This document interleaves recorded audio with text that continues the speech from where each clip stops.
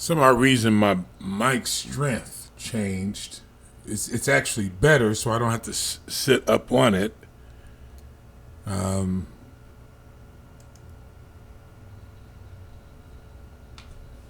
So I got to sit back on it so it doesn't sound as distorted.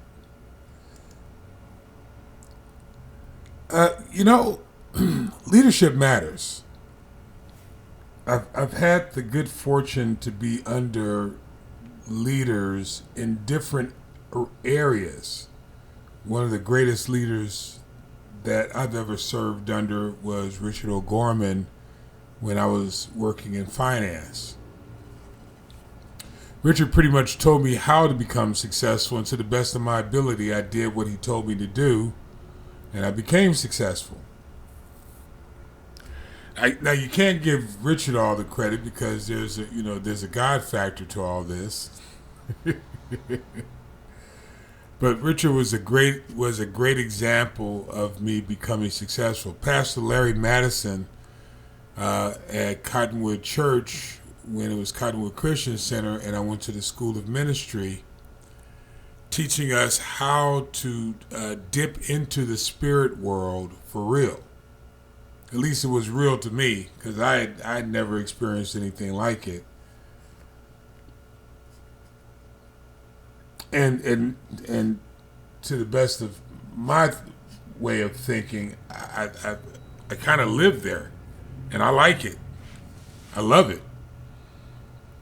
Being able to see in the spirit world is of great benefit to those who come to me and ask me for insight on things, because it's not anything that I've learned, because I don't have a doctorate degree in psychology or engineering or whatever. I'm not a tremendously intelligent person, but what I do have is I have some insight into the spirit world, and for that I have to thank Dr. Larry Madison for teaching me. So the leadership that you're under, I believe, is extremely important. I believe that if you learn from mediocrity, you will become mediocre. That's probably not the nicest way of putting it. I'm working on myself. I just kind of want to get to the point sometimes. There are people who think that they're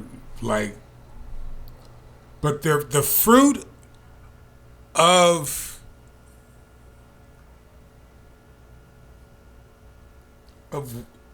what they're presenting leads to mediocrity. Of whatever they're presenting. I've sat under leaders who, said that, this is going to happen, that's going to happen, and I end up in trouble following their lead. And I remember working for this one lady at a townhouse association, and I did what she told me to do. And after doing what I asked for a raise, because I was making minimum wage of sort at that time. And I said, hey, what we're doing? She says, you can't live off my back. I didn't even know what that meant. I just accomplished the goals for that particular year. I did a great job. I met every owner of every unit in there myself, and, changed the system, went to automated the system, designed documents, put them in, thought I did a great job. And she told me I was doing a pretty good job. Asked for a raise, and she pretty much told me about myself. I'm like, wow, okay. Now, I wasn't asking to go double. I was just asking for like $1 or $2. I just started my business. I had this motto, and I've kept this motto. I'm going to get rid of it because it doesn't work. But I had this model. I'm going to show you what I can do first. I'll show it to you. So I'll take the little. I'll show you what I can do in hopes that you'll find value in me and pay me, what I believe I'm worth at that time. And I've kept that model all these years, and what I've come to find out that people you got to watch the demographic you do that with. I'll say it that way. Because leadership, unless they value you, will destroy you. For that reason, I think you have to watch who you follow. They could be the most well-meaningest people. I remember sitting under this one pastor who said, and I kind of took a deep breath when he said it. He doesn't trust people. And I was like, oh shoot, and shoot wasn't the word I used, because I knew then he didn't trust me. And there was nothing I could do about it. Nothing. No matter how I wanted to serve him, I already knew he had his mind made up. And sure enough, being in his presence brought me no value whatsoever. It took value away.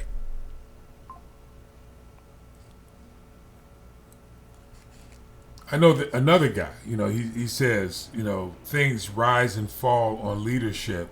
And this same person who says that, if you don't do what he tells you to do for free, he'll cut you. He doesn't feel like he has to pay anybody because he's the smart one.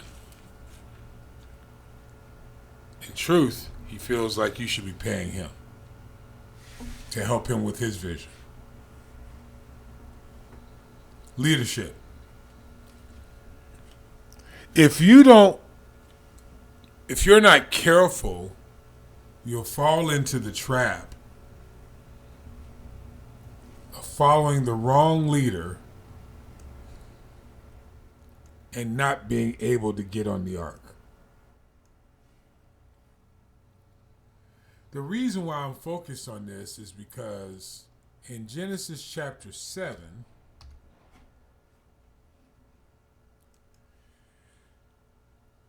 there was something to me very powerful that at least in my past, has very rarely been brought up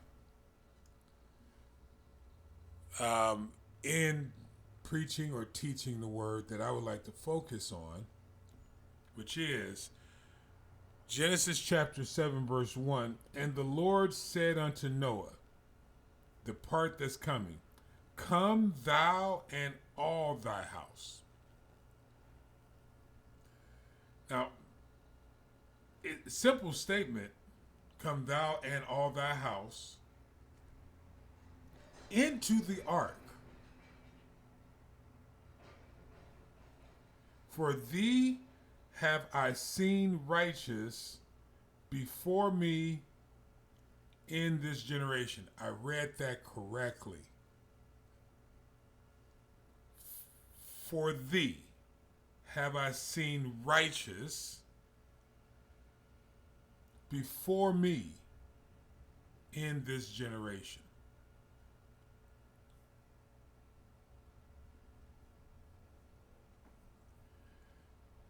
I think to wrap your mind around this, your mind certainly has to be renewed, because what I hear there is the redemptive nature of being obedient to God, but misunderstood by people. We know the story of Noah, that on dry land decided to build an ark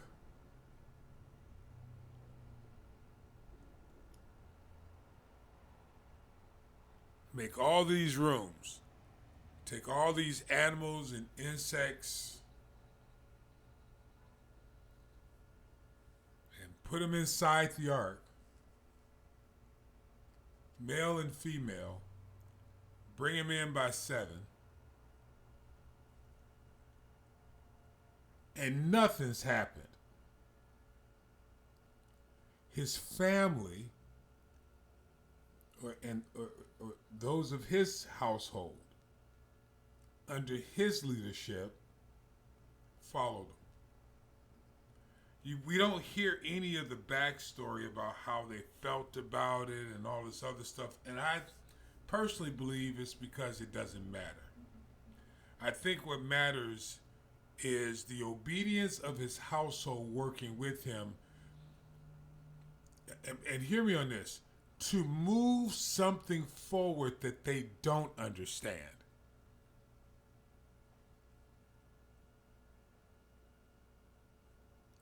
Today,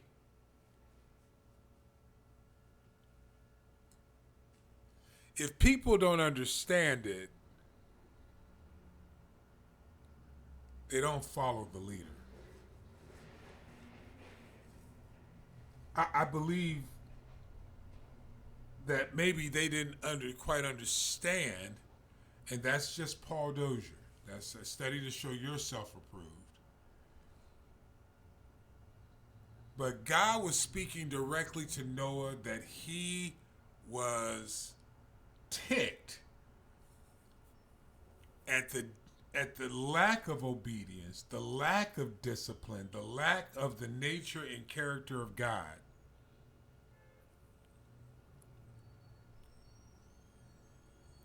In the sons of men. And he was over it. But Noah was just in that he moved according to the principles of the kingdom as God told him to.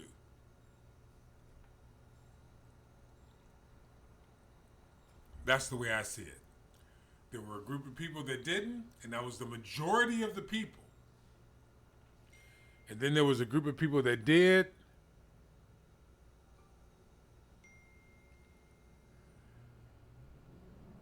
And that was the minority. I think if you follow the majority, you have less of a chance to get on the ark. Because you want to fit in with the culture instead of doing the right things. Treating people the right way. You rather hold on to your old way of thinking and have the blanket of Christianity than living the principles of the kingdom of God, whether you like it or not, and doing the right thing.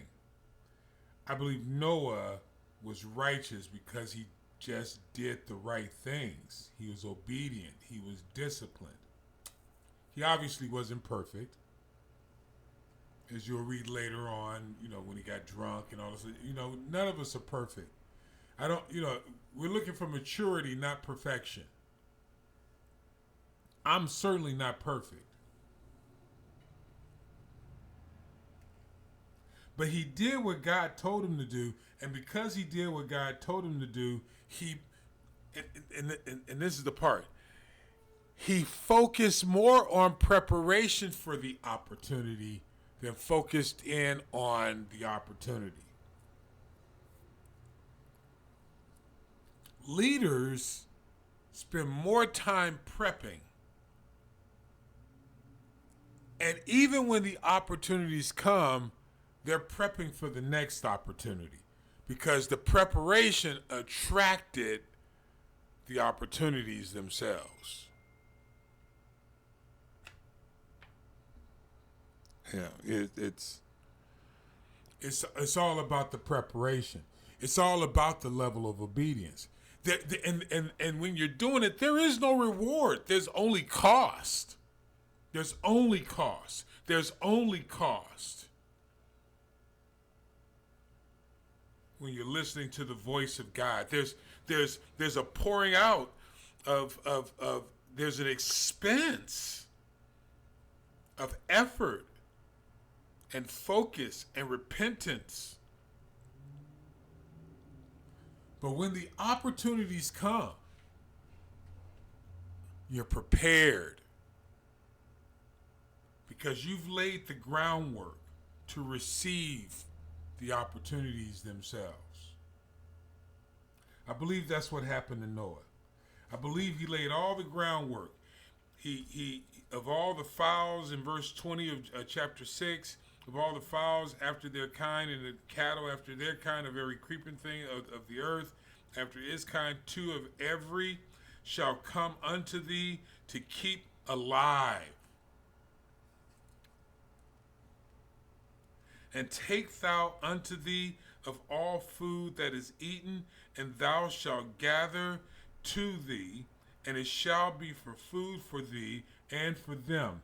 Thus did Noah, according to all that God commanded him, so did he. Wisdom, discipline, good character, obedience. I don't hear anything about fear. I don't hear anything about saying something negative about somebody else. I don't hear anything about casting doubts over somebody else's vision. All I hear is God speaking to someone who he found righteous, just, Sadiq.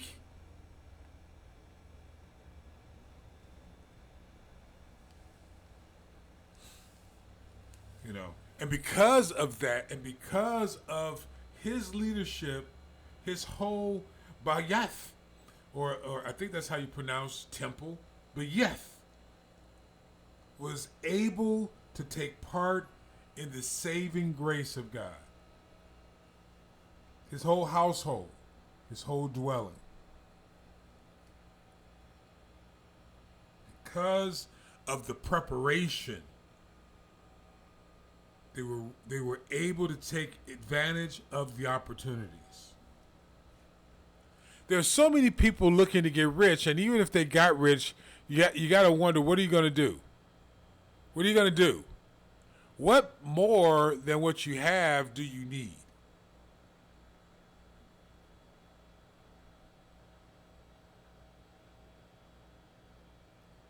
I get it. I want to be rich. I want to leave a legacy. I want to be wealthy. But what preparation are you bringing forth for those things? What foundations are we leaving? Is it a foundation of chasing greenbacks, shillings, yen? Or is it chasing destiny? That's my question. I got to get this phone. But CashApp $ the Mr. Paul Dozier. CashApp $ the Mr. Paul Dozier. And if this is helpful to you, please like and share it. God bless you.